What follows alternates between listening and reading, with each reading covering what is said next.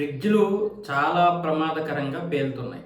ఇదేం భయపెట్టడానికి చేసిన వీడియో కాదు. మా ఇంట్లో కూడా ఒక ఫ్రిడ్జ్ ఉంది. కాకపోతే ఆ ఫ్రిడ్జ్‌ని ఎక్కడ పెడుతున్నామో చూసుకోవాలి. దానికి గాలి ఆడే విధంగా పెట్టాలంట.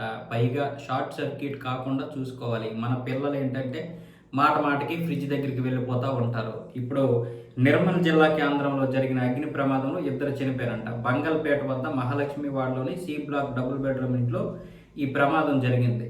అయితే షార్ట్ సర్క్యూట్ అవ్వడం వల్ల ఈ యొక్క ప్రమాదం జరిగినట్లుగా చెప్తున్నారు. అక్కడ గాయపడ్డారు ఇద్దరు. ఒకరేమొచ్చేసి 40 సంవత్సరాల మహిళ, ఇంకొక ఆయన ఏమొచ్చేసి ఇంటి యజమాని ఒడిశల విజయ్ 50 సంవత్సరాలు. వీళ్ళిద్దరూ కూడా అక్కడ ఫ్రిడ్జ్ పేలడంతో వీళ్ళకి అక్కడ గాయాలయ్యాయి. వెంటనే ఆసుపత్రికి తీసుకెళ్లారు. కానీ మార్గం మధ్యలో ఒకరు చనిపోయారు, ఆసుపత్రిలో ఒకరు చనిపోయారు. అంటే ఎంత ప్రమాదకరంగా పేలిందో చూసుకోండి.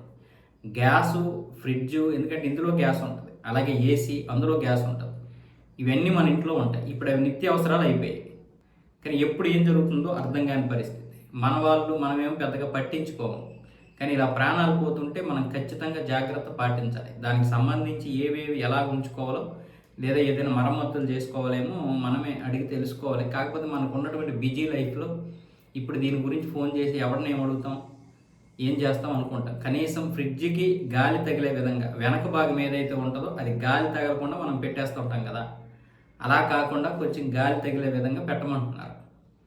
అప్పుడు దాని మీద అది కూలింగ్, అప్పుడు దానివల్ల ఏమవుతుందంటే ఆ వేడి బయటికి వెళ్ళిపోతాయి, ప్రెజర్ తగ్గుతుంది. సో అది చెప్తున్నారు. కాబట్టి కొంచెం జాగ్రత్తగా ఉండడమే. ఏ ప్రమాదం జరిగినా మనం ఏం చేయలేము.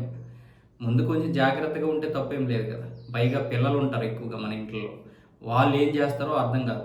మనమేమో పడుకొని ఉంటాము, మనమేమో నిద్రపోతుండడమో లేకపోతే ఇంకేదో టీవీ చూస్తుండడమో చేస్తాం. ఇప్పుడు మా పిల్లలు కూడా అలాగే మాట మాటకి ఫ్రిడ్జ్ దగ్గరికి వెళ్ళిపోతూ ఉంటారు. ఈ సంఘటన విన్న తర్వాత నాకు భయం పుట్టేస్తుంది.